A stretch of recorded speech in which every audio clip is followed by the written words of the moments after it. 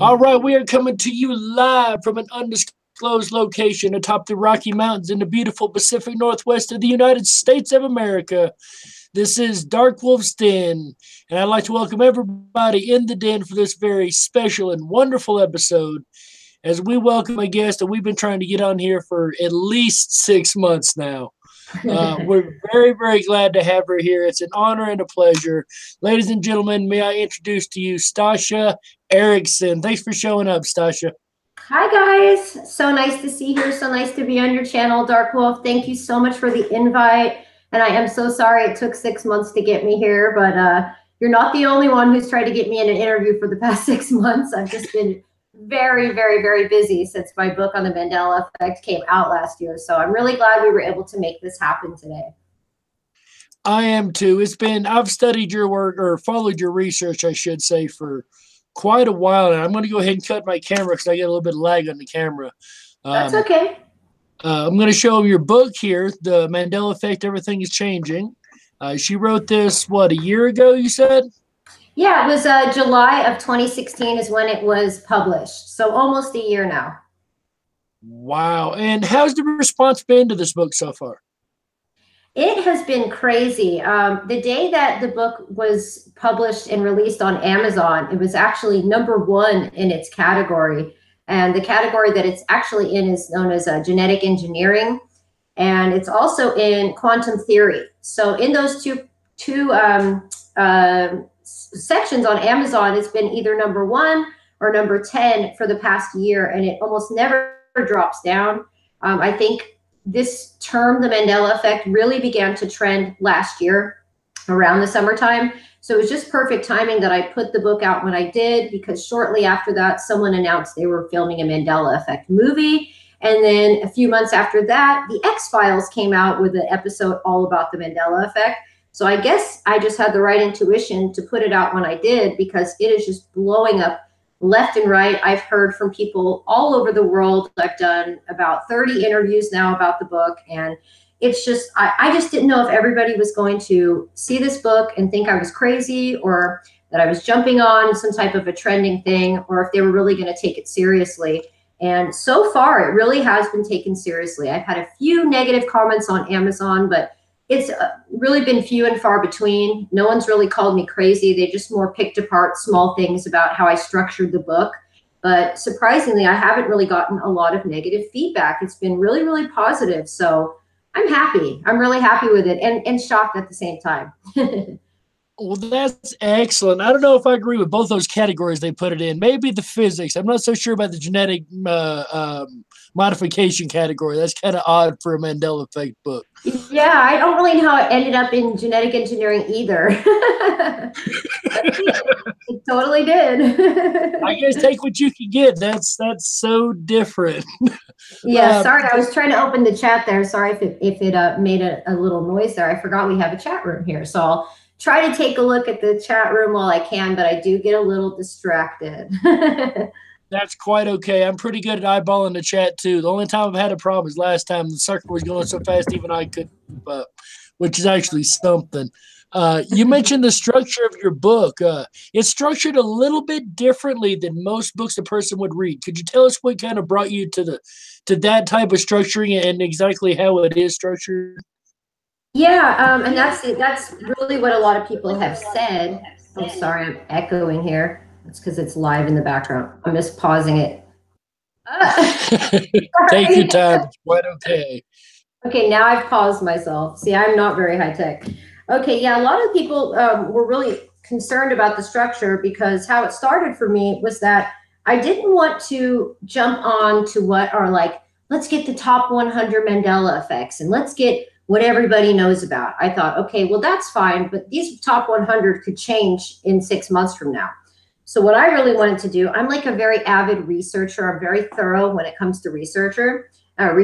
So what I wanted to do was I wanted to start kind of at the very beginning of just how it started initially. So the first chapter of the book is really just all about how it started with Fiona Broome and Nelson Mandela, and a website that she had where she would basically It was like a paranormal website, and she would put blogs up, and she would say to people, what do you feel about this or that? You know, leave a comment below. And this was like way back in 2009. So it's been a long time now. And I got to find through my research, the very, very first poll that Fiona Broom put on her website. And she had everybody's real legitimate first time reactions to Nelson Mandela's death. And so from there, I thought, okay, now we've kind of, you know, figured out who coined the term, how it started. And then I kind of went into my own Mandela Effect journey, you know, things that happened to me. And then once I'd kind of covered the basics, I thought, really, there's so many changes at this point. The best thing I can do is kind of start with this alphabetically. So I thought, what are the main changes we had? So at that point, the main alphabetical changes were kind of anatomy was the first one. And then it was astronomical changes, like our position in the galaxy, our star signs changing. And then I went to B for biblical changes and covered all that. And by the time I just got to the A and the B, I was at about 300 pages. So I had to then move on to just theories and conclusion to wrap up the book. But I hadn't even tipped the iceberg. I haven't touched on any pop culture changes, any song changes, even more of the death. So many people have died. So I'm trying to do this whole thing in alphabetical order so that not one single stone is left unturned, because this is so extensive that if we don't have it from ABC order and, you know, every single thing down the line, we might miss a very important part of this whole, you know, puzzle. I really feel like there's a lot of clues and little puzzles mixed into this. And so I just want to make sure that nothing goes uncovered. And I don't want to just jump on what's popular. I want to cover everything from A to Z, because I do think there's a really hidden message in all of this. So that's kind of how the book is structured. And, you know, it's a little researchy for some people, a little nerdy for some people, kind of hard for some people to read. But, you know, this is a very deep topic. So I don't think I could just kind of skim over the topics and leave anything unsaid. So that's why it's so, you know, extensively on the research side of things, I would say. It's an amazing book. It was a very, very fun read for me because, like I said, it's in a style that you normally wouldn't find. And it's got a lot of people's real words and real text and chats and things like that. Like, what give you the idea to use like things from like videos and things like that, like comment sections? I'm really glad you asked that. So many people, that's actually what some of the people complained about. And I was surprised because I thought, oh, wow, well, this is just how it came across my lap. So really what happened was I had a client named David, and the very first part of the book is actually his actual email that he sent to me telling me about the Mandela Effect. Now, I've had this channel here on YouTube since 2012, and it's mostly been about spiritual and conspiracy-based topics. And I often have people request me to do a video. And so David's just like, you have to just check out this thing, the Mandela Effect. Please make a video on it. So that's exactly how it started for me. Was I put up my very first video, and the title of the video was called The Mandela Effect, Everything is Changing. So that became the title of the book.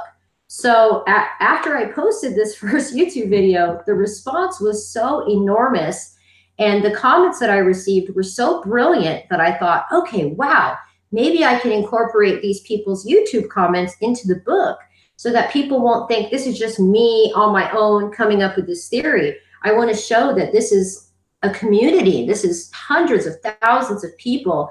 So I thought it was super important to include everybody's real life comments in the book. In fact, in our chat room right now, Salted Cedar, hi. Salted Cedar has comments in the book, and he's laughing about how I'm in the book a few times with all my typos and terrible grammar.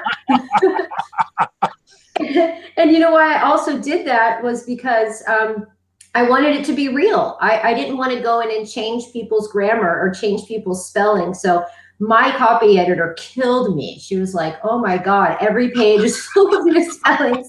I'm going to kill you. Your proofreader had a headache. Yes. And so I said, but this is how it really happened. And this is how people really left the comments. And I actually had clickable links in the video when you buy, or in the book, when you buy the ebook version, that will bring you directly to that video so that you can see I'm not making any of this up. It was kind of just a way to get the whole community involved, and so that people could realize it wasn't just me and my theory or Fiona and her theory. It's like, this I'd say it's like millions of people at this point, but personally, I've talked to thousands. So I wanted everybody to be part of that so everybody understood how real it was. I think that is awesome. And I do love that you left the typos and whatnot in there because it does. It gives a sense of this came from a real person who's giving their real reaction, their genuine thoughts on something, opposed to one person sitting down and going, look, this is what I think, this is how it is, this is how I feel it is.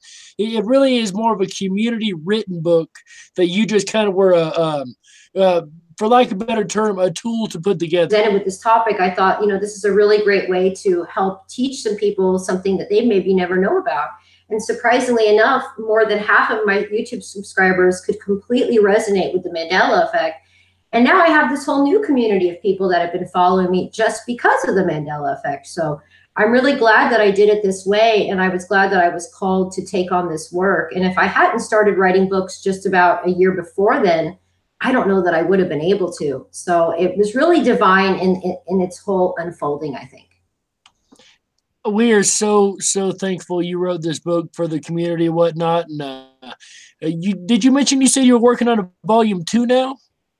Yeah, it was actually really good timing that you reached out to me again when you did.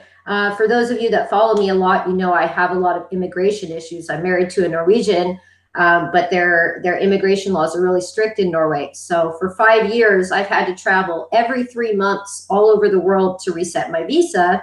And it's been really inconvenient. It's been really hard for me to finish anything that I've started. But I was able to book a trip to London where I'm going to be going next week for about 4 days. And while I'm there resetting my visa, rather than just sitting in my hotel room sad, I decided I was going to write volume 2 of the Mandela Effect book. And I actually have all of the research in alphabetical order, continuing after B, where I have everything just in a huge book that I've started, but I haven't been able to sit down and organize it and just take the time to proofread and edit. I'm also in a psychology degree right now. I have a lot going on. But in the next week and a half, over the next 2 weeks, I'm going to be writing volume 2 to kind of pick up where volume 1 left off. And so what I did was I started a GoFundMe campaign. And on this GoFundMe campaign, I actually started it last year, and I had about $1,000 in donations because I have to self-publish all of this work. And with about $1,000, I published this entire book. And it's not just like text in here. I have like tons of pictures and, like the moon landing. And I have all the real anatomy changes in the beginning with like the diagrams for everything. So it was a lot of work to get done. But, when you're self-publishing, you kind of have to do everything yourself. And so that's why I made this campaign basically. And last year, with everybody who donated, I was able to make this book happen. And I was like, oh my God, thank you to everybody for doing this. And there was so much left over. I'm like, okay, well, what do I do with all this pop culture stuff and with these deaths and the cartoons and everything? I thought, I can't just stop here. So I extended the campaign on, and it's still the same link. And if you go to my YouTube channel in my video description, you'll see the GoFundMe link project. But if people go and donate $1, $5, $10, whatever, your name will be included in the thank you section of volume 2, just like the first book. And every single dollar will go to my proofreaders, my copy editors, and also the rest of the money will go to help creating the cover for book 2. And so, yeah, if everybody could go donate, I would really, really love that. This is a community-based grassroots project. And without you guys, I can't get it done. So if people can go and support that right now, that would be amazing. The other thing I really need help with is I need some suggestions on what the cover art should be for book 2. Because I had Nelson, obviously, on the first one, and I like the vector art style or whatever. But this next book is going to be heavily based on the pop culture changes like Star Wars and all this stuff. So if anybody has suggestions for what they think I should put on the volume 2 cover, I may even bring the community in to help me kind of design that as well. So I can't do this without you guys. I really need your help. At the end of the show, we'll go over how to get a hold of you and stuff. Also, I want to get that link to the GoFundMe to put in the description box below from here also. So my viewers can, viewers that come later can definitely help you out. One That's thing we like to do wonderful. on this channel is we like to go back to the basics in the very, very beginning because a lot of people don't know us anymore. I've been at it a year on video. I know you've been at it quite a while yourself. So a lot of Yeah. people are new and don't have time to go back and look at our older stuff. So what I like doing on this channel is I kind of like to go back to the basics and, how it all began for us. So with that said, how long have you been affected and what was your first real Mandela effect moment? Okay, well, when I realized the Mandela effect happened was really when my client David sent me the email, and I even have the date on the email in this book. Let's see, it's called it's chapter 1. It's called The Smoking Gun. So this was July 31st, 2016, the day he sent the email, and so it was that night that I did the research, and my husband and I must have stayed up for 6 hours watching Mandela effect videos on YouTube. And then I realized, literally every single thing started unfolding for me. The minute I saw it, had the research presented to me, I knew I had been affected because there were so many before and after things that I recognized. But as far as my own personal experience, now before I knew what the Mandela effect was, back in 2011, I went through a massive reality shift. In fact, a whole massive life shift. I used to be a casting director in Hollywood, California, and I worked for big corporations like MTV and VH1. I lived in Hollywood most of my life. And I got to the point where I just one day had this real spiritual awakening. And from that moment on, I could not work another day in television. I could not even live in Hollywood anymore. I actually moved down to San Diego where my family was with my daughter. And I just had to completely leave this life that I lived before. And during this moment of spiritual awakening, it was about over a week period of time, I had some very, very strange things happen to me. I actually wrote about it in my first book, which is called Diary of an Asset. And that book is written from the perspective of a character named Sophia Snow. But if anybody really reads the book, they'll soon realize it's actually about me. And one of the experiences Sophia has is she is coming home one day and she just feels this complete shift in everything. She's like in her apartment and everything kind of looks the same, but things are just slightly out of place. Like things that would normally be on the left side of the table were now on the right. Just really small changes. And so, I turned on the TV, or she turned on the TV, and it was this show just like ER or something, like one of those hospital shows, ER. And those are on network television, so they're not allowing things like curse words or nudity or anything like that. And as I became really aware that the shift was going on, the TV was playing in the background, and suddenly I was just drawn to the scene, and the characters on the show started using curse words, like the F word, the S word, whatever. And the whole setting of the show got really dark. And then I think there was even some nudity in the show at one point. But I was thinking to myself, wait a minute, this is like ER, or it might have been Grey's Anatomy, or one of these just like network television. Yes, and me having a background working in television, I know what's allowed, not allowed on network TV. So I was like, wait, did I just hear the F word? And did that girl just show her boobs? It was really weird. And I just started noticing that everything around me had changed. And there was way more things that went into it that day. But I realized suddenly that I was in another place, that everything looked the same, but it was just slightly off. So that was my own personal thing. But I didn't hear about this effect for another 5 years. But it was weird. I knew I shifted realities. I knew everything around me looked different. I remember looking on YouTube and just scanning YouTube, and the strangest things that were happening were there was only 2 languages everybody was writing in. It was either in English or in Spanish, but that was it. The grammar people would write with, the punctuations would all be in the wrong place. Periods, apostrophes, semicolon would be in the middle of a word. Really, really strange stuff. And I'm sitting here what am I looking at right now? Wait, why is everything only Spanish or English? It was the weirdest thing. I couldn't see anyone leaving YouTube comments in Russian, or any other language. And just the way they would write things, when they'd write the word, to know something, K-N-O-W, it would be K-N-W-O. like New World Order. Yeah. Really, I've actually never told anybody this. This is an exclusive, but very, very, very weird stuff where I knew I was someplace else viewing another internet, another YouTube, another form of writing.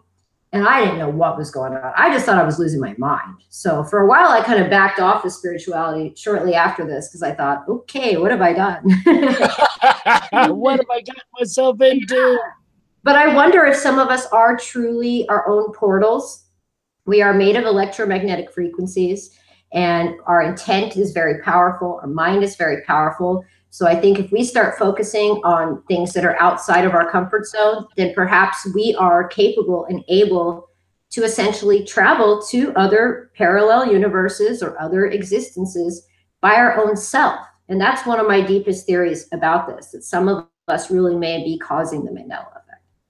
I'm glad you said that, because that was actually one of the questions I had on down the line is, to people that say we're manifesting the Mandela effect, what would you say? And well, there's the answer right there. She would say, yes, it's quite possible. Yeah. Did you have Really any interest in paranormal conspiracies and whatnot before the Mandela effect, or was that your like wake up moment, or how did that work for you? I've always been very psychic. I was born that way. I just hated the word psychic because I think it's kind of a dirty word and people think you're like a witch or into witchcraft. I'm not a witch. I'm not into witchcraft. And my background is in Christian theology. So I'm the total opposite. You know what I mean? But I just never really, growing up in Hollywood and working in television, it's not very cool, or it wasn't back when I was there, to be open-minded to, even though they claim to be the most open-minded place in California, it's not like that. If you have it, if you have any thoughts outside of what the media tells you is cool this week, then you're kind of laughed at. So if I would bring up, any type of conspiracy topic to friends or coworkers, I would essentially be laughed at or called crazy. So it was always there within me, but I just really suppressed it. And it was really when I walked away from television, which was 2011, that I just dove into spirituality completely. It's been, 7-8 years now I've been working. I still work as a psychic. I give readings. I do, clearing ceremonies, healing ceremonies for people. I reverse curses just by prayer. All this is kind of like deliverance work that I learned in theology. And so now I haven't had like a day job since 2011. I've been just running my own business, writing these books, giving readings for people for about 7 years now, and traveling the world. So it's been, I don't make a lot of money, but I'm very comfortable and I'm very happy with myself at the end of the day, because I feel like I'm not selling myself out. I'm not selling other people out. I'm just being true to myself. So I don't make $2,000 a week like I used to. I might make that in like a month if I'm lucky, but I'm happier now. And I feel like I'm coming from a place of integrity and truth. And to me, that's way more important than being cool or being rich or being popular or whatever. It's within all of us to be very spiritual if we just open the doors. Absolutely. And that's one of the crazy things about the Mandela effect, because it encompasses so many things. It's got a spiritual aspect. It's got a physical aspect. It's got a possibly a quantum physical aspect, like so many different categories, not to count the change categories. There's a change in every category known to man anymore. Mm-hmm. Oh, I know. Tell me about it. That's why it's so hard to write these books. Have you noticed anything in your book change? Oh yeah, I've had a lot of people ask me that. That's actually why I wrote the book first. I thought if I get this down in black and white, then there's no way this stuff can change, or we'll never forget how things changed. But so far as I've been reading it, I try to check in my channel sometimes and just read the book to people. So far, I haven't noticed any changes. Thank God. Now, it could be because my intent is heavily in this book. And if some things are maybe passive and don't have the same intent, then perhaps they're not as protected. And so my intent with this book is you're not changing. We're getting this down and it's not going to change, But I also do reading the book on YouTube videos as a little backup thing. Not that YouTube videos can't change, but just so that I have another kind of little residual evidence that I can put out there. And just to make sure it doesn't happen again. In fact, just today I made a YouTube video, and I'll just show you this really quick to give you an example of how things can change before our eyes. I don't know if you heard about the recent Marilyn Monroe Mandela Effect. There's been quite a few of them. But the name? Yes. So her name was Norma Jean Baker, they're saying now, but Jeanne Baker. Well, I've been studying Marilyn Monroe's life for years. I have like at least 20 books just here on my desk, and everyone is like heavily highlighted and underlined. I really like research her story. But as I was pulling this book out today, I came to page 15, and the book is called The Many Lives of Marilyn Monroe by Sarah Churchwell. And on page 15, you will see that the Norma Jean song by Elton John is here, spelled like Norma, Jean, as we all remember it. But then if you scroll up a little bit higher in the book, it's written Jeane, and it's on the same page in the book. It's almost as if it changed like right before my eyes, because I looked at it in front of my husband, saw the Norma Jean, then today I pulled it out to make a video for everybody, and then above it now it's Jeane in the book. So I think things can happen like right before our eyes, or like they're in the middle of changing. So I caught that one literally today. So it's happening where things are changing before our eyes. So we have to like just catch them, you know. I'm just so worried that people are going to forget how things were, you know? Yeah, exactly. And, that's kind of a worry we have is in 10 years, in 20 years, if this does ever end, lo and behold, if it does, are people going to remember it? Are people ever going to remember the way we remember, or the way it originally was to us? Will anybody ever have that memory again? Which, as I jokingly said the other day, thank goodness for Photoshop, the only way we bring our memories back. That's so true. Yeah, I'm glad that people can remake the logos the way we remember them, because some of it's driving me crazy. I mean, I was just watching I've been watching The Apprentice again, to watch. I like to watch old shows back to see if I can find changes. So I started watching The Apprentice from like 2004, and they had Procter and Gamble, the company, supporting something on there. Now we know Procter and Gamble changed from Proctor to Procter. But as I'm watching The Apprentice, they've got Procter and Gamble all over the episode, and they're spelling it Proctor. So I caught a screenshot on my phone, and I'm going to make that an upcoming video. So I found one really good residual from like 2004. I think the show was aired. Proctor with an E, it doesn't even make sense. Like, so much of these spelling changes are so grammatically incorrect. And for me as like a spelling nerd, it drives me crazy. You know what I mean? It's almost so like somebody got a keyboard and had a bunch of typos and just went with it. Yeah. What is your opinion on flip-flops? Oh, okay. Like when things change back and forth. Yeah. My opinion on flips earlier, where I believe that each human being is their own portal.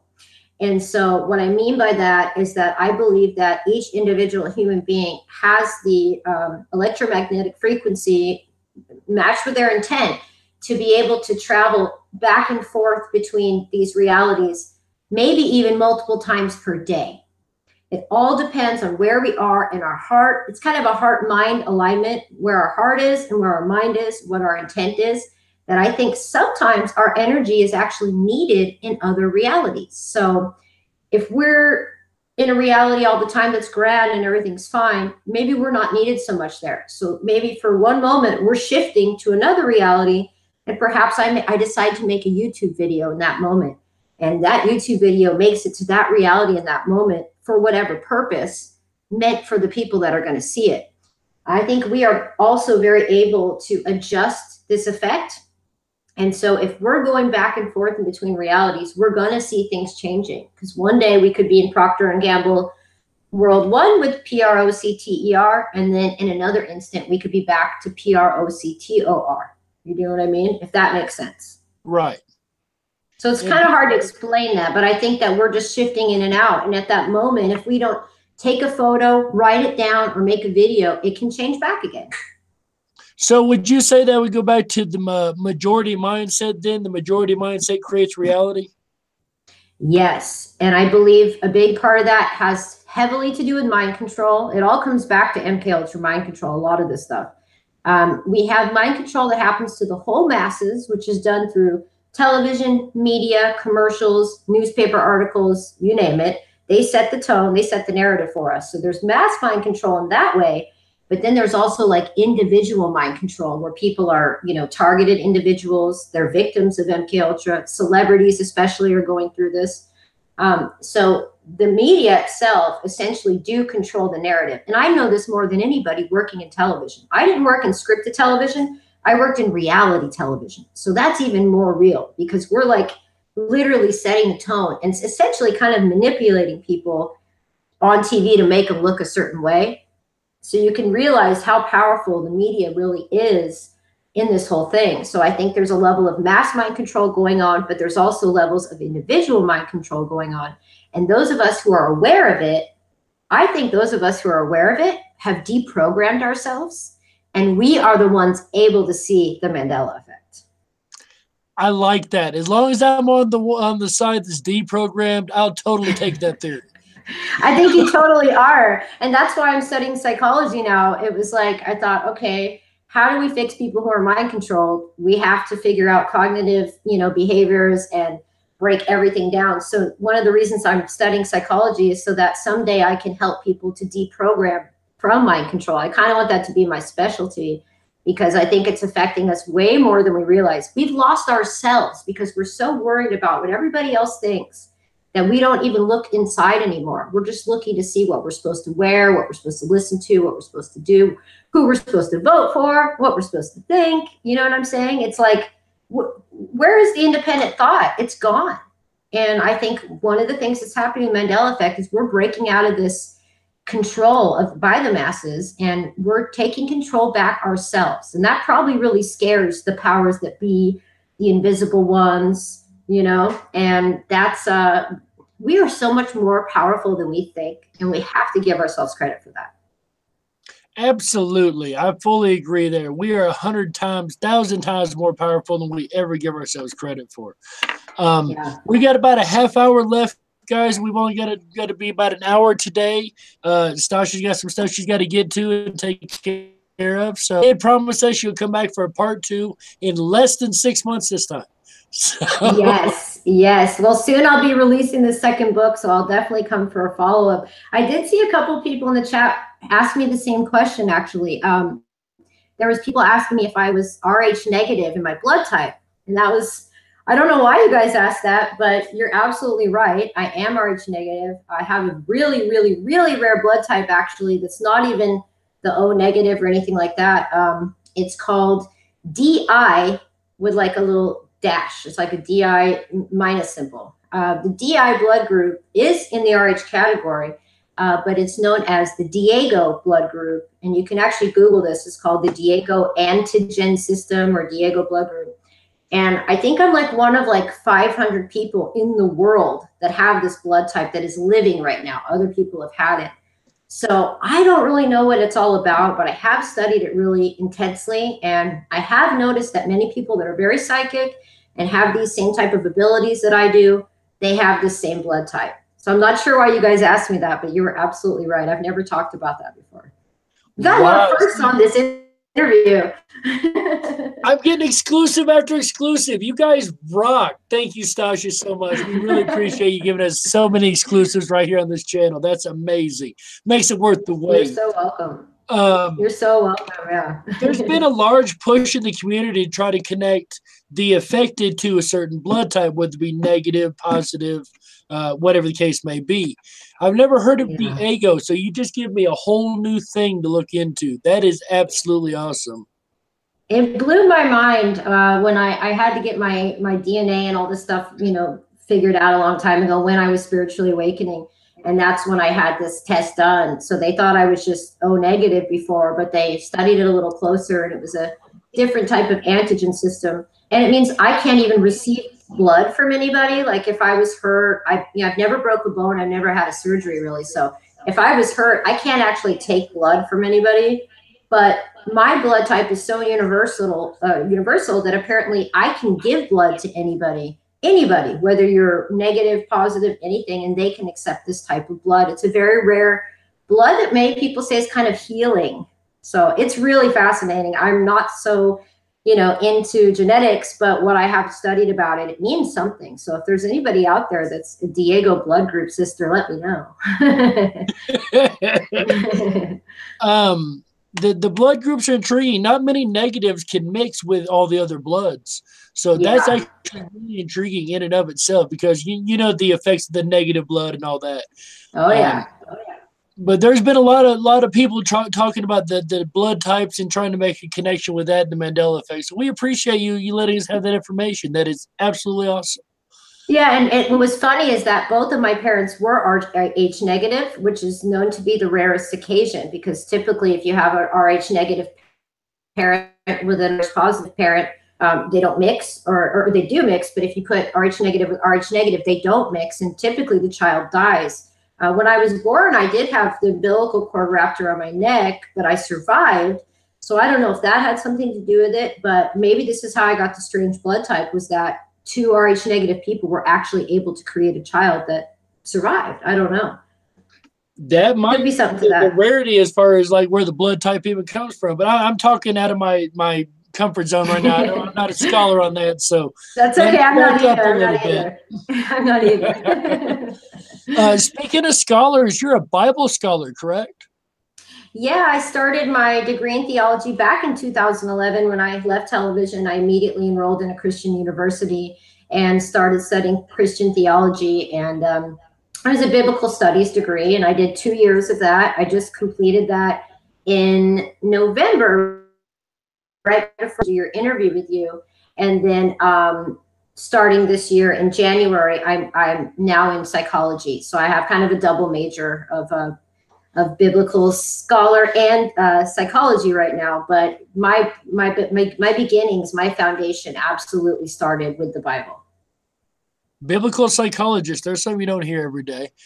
No, that's what my instructor said. She goes, you might have a real upper hand here, because most psychologists are so clinical and by the book side. And so you're very lucky, because you'll probably be able to balance the spiritual aspect of human beings along with the clinical side. And that's really what I hope to do with that. But if I didn't go through these last few years of theology and really study the Bible and read it back and forth, I don't know that I would understand humanity as deeply as I do now.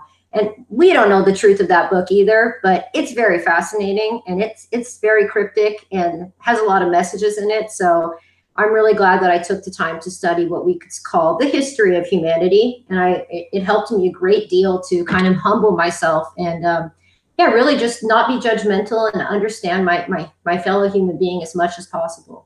So I'm very grateful for that. And it also really, really helped me when it came to doing the Bible changes part of my Mandela Effect book, because I had read scripture so many times that I could recite it all, of course, off the top of my head. And so that's why a huge part of the Mandela Effect book 1 is focused on Bible changes, because those scripture changes just blew my mind.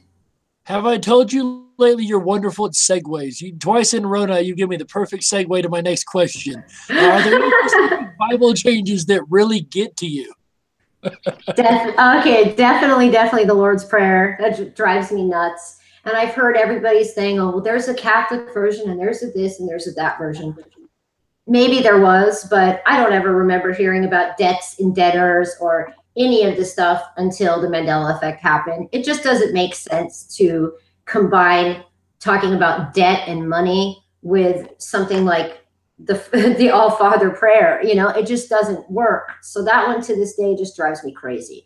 There's a lot of other ones like the Lion and the Lamb and everything, but I had recited the Lord's Prayer so many times that it just blew my mind to think that they could throw words about money or debt into something so sacred. It drove me crazy. I had to turn my camera back off. Apparently, I got stuck on a really weird face, and I didn't like that. I saw it. It was kind of funny, actually. It looked like I was making you laugh really hard. I was thinking, God, I hope you don't think I'm just like making this funny face at her being all rude all of a sudden. No, it's okay. It's okay. Technology is not what it should be. That's for sure.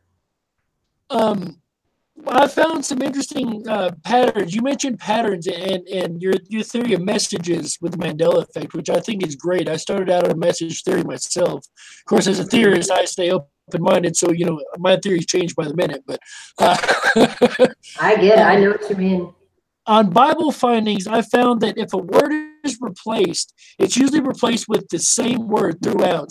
So, for instance, awesome will always be replaced with dreadful or terrible, same meaning there. On will always be replaced with in. I found this pattern. Have you noticed this in your research also, or is this new? That is actually really fascinating that you mentioned that, because I never noticed that, but that makes so much sense. Now, now I kind of want to go back through all the biblical changes and check it out again. But that is awesome, because one of my biggest theories about the who could be causing this is artificial intelligence or AI.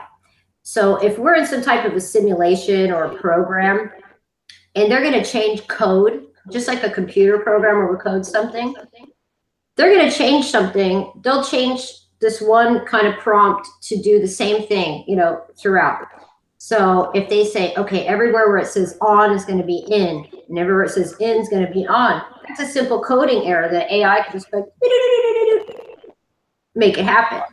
Right. So, wow, you're blowing my mind on that one. I didn't realize that almost every word that changed was across the board the same. So that's very fascinating, and that just solidifies my AI theory as well, because we don't really know what AI is. And I talked about this in the last radio interview I had. We don't really know what the consciousness behind the AI is. And for anybody who is spiritual or is religious, they will probably start to connect with the consciousness behind the AI being kind of satanic in nature, or the enemy of God. We don't know if his name is Satan. We don't really know anything. We could just say there's the good guy and the bad guy. But if this is something nefarious, then you know what I mean? It kind of goes with that whole theory of who would be trying to change life as we know it, the way it is in its natural order, but something that's the enemy or the opposite of who we are. So that I feel like there's some connection with that too. Like, what is the real consciousness behind this AI that we're dealing with? And if it is something negative or nefarious, then it very well could, if it's a god too, then it could have a lot of power in changing not only our minds and our thoughts, but absolutely could take physical items and change it as well. We just don't know the power of AI at this point, but I think it has a lot more to do with the Mandela effect than we realize. I've always been kind of sketchy on the AI theory, not going to lie. Like, I'm not opposed to any theory. I can't poo-poo any theory whatsoever. But Right. That's just not one that I've got, because I can't explain why I go to the store and Jiffy's still Jif. Or the book that I had as a kid, The Berenstain Bears, has an A on it now. I can't chalk that up to AI. I guess that's my biggest issue, is chalking the retro causality up to an AI system, Right. unless it's the entire matrix system, if you will. But that's And just that's why I say it must have, like, if it's just a computer AI program, I wouldn't give it any credit either, like just what you're saying. But if there really is a living consciousness behind what we know as AI, then it may be way more powerful than we think. And that's kind of the two-part thing for me. It's like, okay, well, is AI just the tool that's able to physically go and change things on the internet? Or is it something deeper than that? So until we really truly understand AI, I think there's still a lot more to be uncovered about that. But even Elon Musk himself, who's like in charge of OpenAI, he said it's the thing that he's more afraid of than anything in the world. So that scares me. He also said the only way we can control it is to match up with it physically, integrate it into our systems. So yeah, not the best move, if you ask me. He scares me to death. That's one person I would never like to meet in my life. I would love to meet him. I would love to set him down for an interview. I really would, because he's got such great mind and such great ideas, yet some of them are kind of creepy, but just the mindset behind it, Yes, at least he's forward thinking. We'll give him that. Very forward thinking. And I like the fact he is warning, hey guys, we need to be careful. Let's not go all willy-nilly into this. Yeah, it's very, very, very it's multi-layered and scary. So yeah, hopefully AI won't get the power that people are afraid that it will. But I think humanity, and that's kind of like what I said from the beginning. I think human beings and I think humanity are much more powerful than we think. And these invisible powers that be want us to be afraid of our power. They want us to be afraid of robots taking over. They want us to be afraid of, World War III. It's constantly feeding us this idea that we need to be afraid of something. But at the end of the day, I really see the Mandela effect is a symptom that things are changing in a positive way and that we're taking our control back again. I really do believe that. And if anybody goes to my YouTube channel today, I made a video right before this interview talking a little bit more about the levels with like the mind control and all this stuff, how it all comes into play.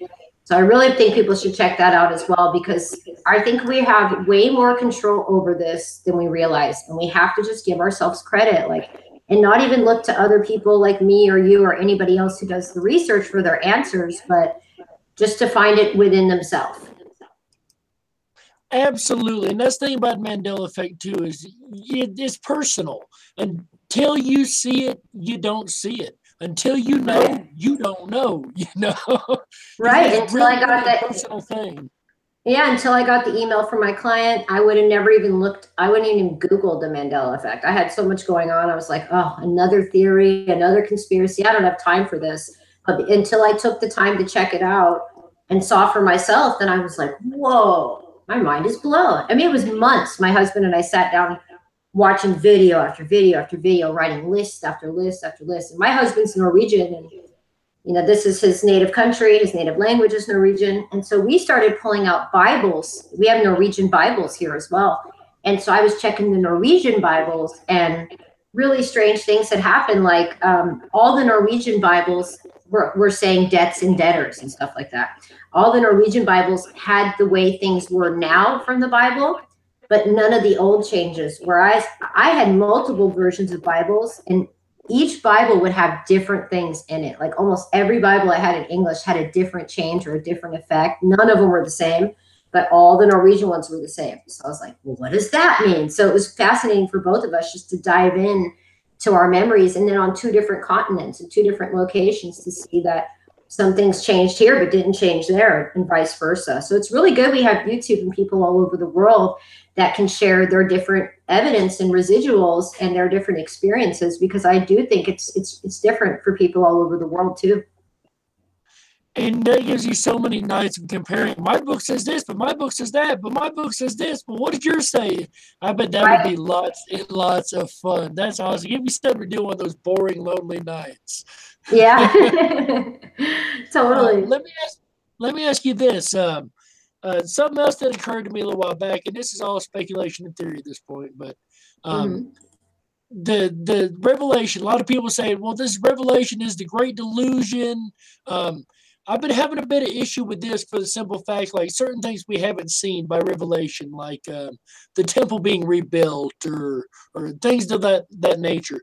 But I got to thinking, Mandela Effect has got a lot of body changes and body effects, and our body's kind of being rebuilt. Well, the Bible also says our body's the temple to God. So would that be to say that the third temple would be our bodies themselves actually being rebuilt? Would that qualify in that, in your opinion? I think that's a great way to put it. My dad is very religious as well. He's one of the people that really taught me about all this stuff. And when I showed him the Mandela effect, one of the first things he said is, "This is the great deception," but I had to show him as well, like that certain Bibles he even had that were like 100 years old. I was like, "But wait, Dad, look, this one says this one says that." And then so he started to open his mind a little more and be like, "Okay, whoa." And then I noticed that my dad has MS as well, multiple sclerosis, and he's always had problems with his body. But when I was visiting him last time, he was going through like really rapid physical changes, but like almost more, he was getting stronger. He was getting strengthened, and pains that he used to have before were changing. And he looks at me and he's like going, writhing in pain. And I said, "Dad, are you okay?" And he's like, "I just feel my body is changing, just like it said in the Bible." And he made a very similar comment to what you just said about maybe this third temple that we're creating is really this new body and this new version of ourselves that is the strong, protected body that we were meant to have all along. And so I went, whoa, you're really smart. Like my dad blew my mind at that moment. And so you just kind of echoed the same thing he said. So I do think that's what's going on. Yes, there's levels of this great deception and the strong delusion happening. But at the same time, I feel it's more like a stripping away of all the static and all the nonsense. And now we're getting back to, or maybe for the first time, we're becoming the people and the beings that we were always meant to be from the beginning, including stronger bodies. So yeah, I think that's absolutely right. Great Wow, theory. thank you. I'd come up with that randomly one night while listening to somebody talk about the body changes, and then I went into biblical stuff. I went, wait a minute, the body's a temple. Oh wow, you know. Yeah. We're going to start to wrap this up. It is getting towards the end of the hour. So, do you have any advice for people who may be watching and are just experiencing the effect and this is brand new to them? My advice would be to anybody who's finding about Mandela Effect for the first time is first, don't be afraid. Don't freak out. And then second, I'd say also don't run around to everybody you know showing the Mandela effects and forcing this down their throat, because this is what a lot of people try to do. They find changes, they resonate with stuff, and then they run. First they're afraid, and then they run out and try to tell everybody about it. And what typically tends to happen is that these people that you're going to reach out to, and not all people, but the majority of people you're going to reach out to about this, they're going to think you're crazy, because most people in this reality are going to remember the things as they now have been changed. I still believe that very few of us that see these effects, I mean, there's billions of people on the planet, but maybe only 1 million people with Mandela effect. I believe that we're seeing something that's almost meant for us to see, or specific people that maybe have the energetic power or the intent or the will to make positive changes with it. So rather than running out and trying to, tell the whole world about it, sit with it yourself and try to reflect on what you think these things might mean to you. Visit the various theories on what the Mandela effect be. In fact, I have a whole chapter 7 of the book, where I basically just cover all of the different theories that they could possibly be. Oh, this book's so long I could barely even find it. But I put like the top 10 theories, and I think it's really important that people study different Mandela effect theories and really dive deeper into what could be causing it and why. Because what's really important now, it's not that the whole world sees the Mandela effect, but it's that those of us who do see it can take proactive measures to try to get to the bottom of it. And this is why I wrote this book. So if people can make a YouTube video or write a blog post about it, or, small things like that, just getting the word out there and allowing people to open their mind a little bit, I think is a really great first step. And then perhaps when you have absorbed it a little bit and you've understood it more, then if you want to start presenting it to people, they'll be more understanding. When I first, submitted some of these changes to like my mom or my dad or my kids or whatever, some of them they'd resonate with, but then other ones they'd be like, Mom, you're crazy, so it can make people think, whoa, woohoo. But most of these people probably aren't spending 100 hours a week researching like I am. I mean, I'm researching a lot. So that's the best advice I can give to people. Just calm down. Don't be afraid. Realize that you might actually be really special for being able to see these things, or not special, but part of a select group. And just be positive and share whatever of your own stories that you can share with people as well. Because that's how I wrote these books too, was people reaching out to me and emailing me and sending me their own stories and sending me their own residual pictures. So if we can keep this community really tight and just share, then I think that's the best thing we can do with the Mandela effect.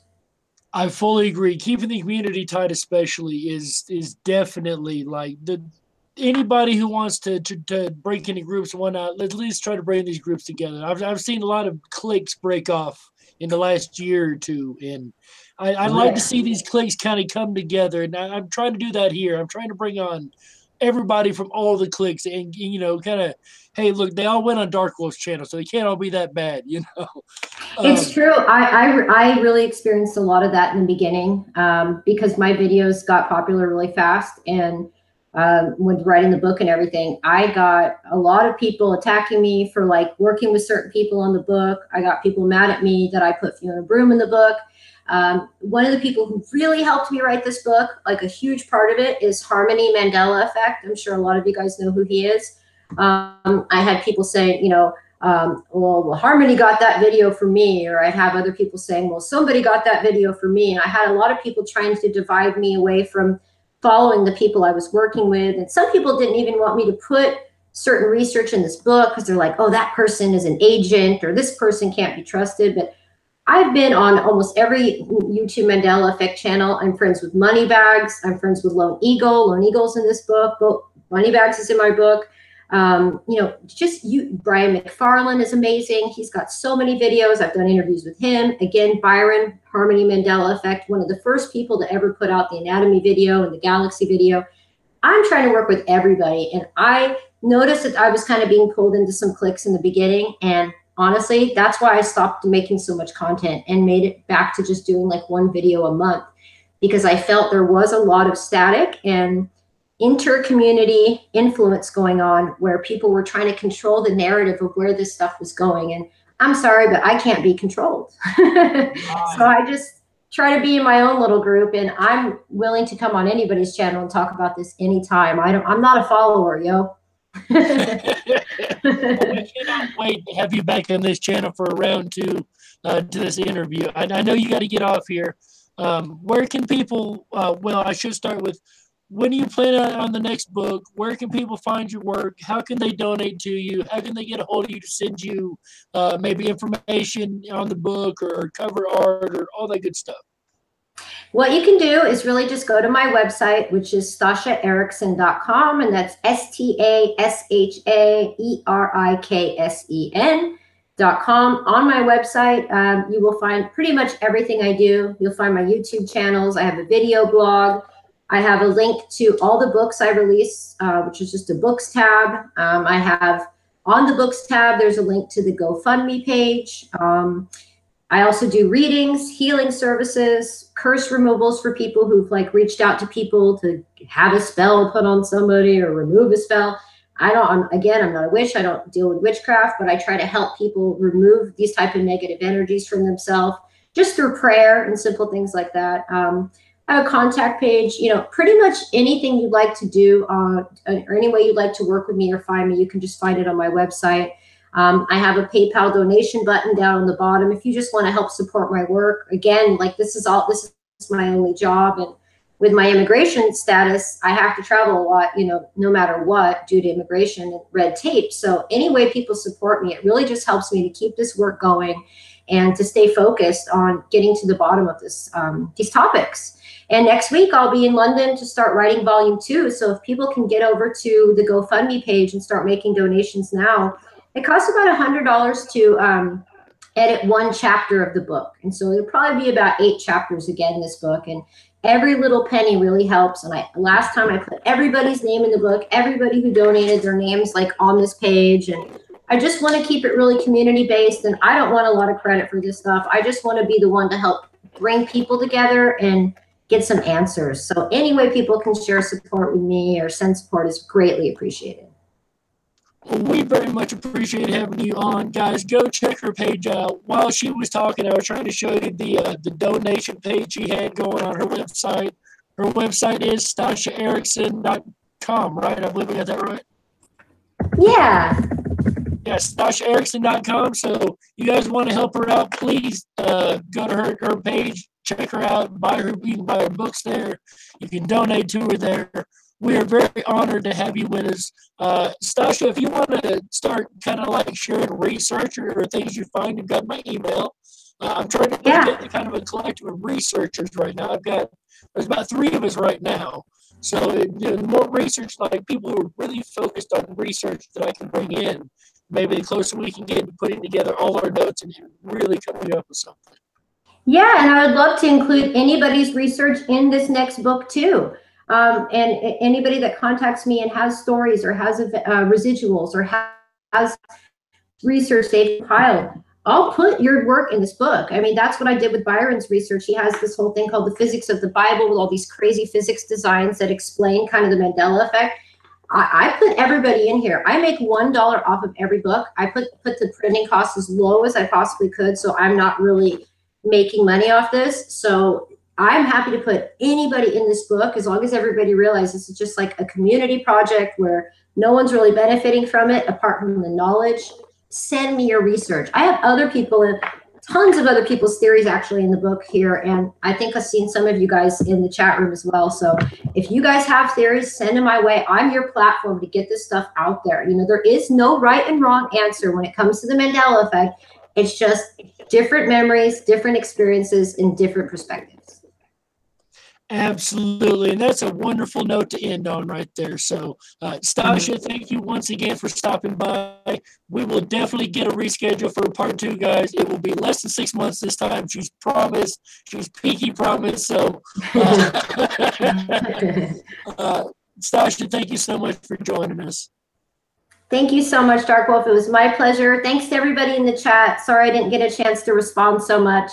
But please feel free to, you know, leave me a message or send me an email or hop over to the website and send some support that way. Or if you have any more questions, I'm happy to help anybody that I can, always. All right, guys, there it is. Ladies and gentlemen, Stasha Ericksen. I want to thank everybody for being here. I really, really appreciate you guys. I'm sorry it's only an hour. I know the show's been so much longer recently, but she's got personal business taken care of. So thank you, everybody, for stopping by. And remember, like always, stay awake, but dare to dream. Bye, everybody. Bye-bye.